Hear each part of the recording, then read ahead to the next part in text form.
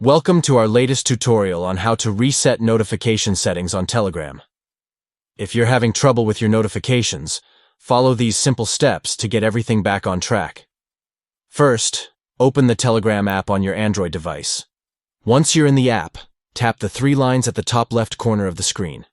This will open the menu where you can access different settings. Next, tap on Settings to open up the various options available to you.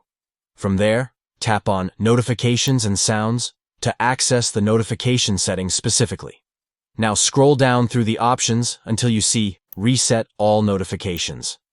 Tap on this option to reset all of your notification settings back to their default configurations. Lastly, a confirmation message will pop up asking if you're sure you want to reset all notifications. Tap on Reset to confirm your decision and reset your notifications.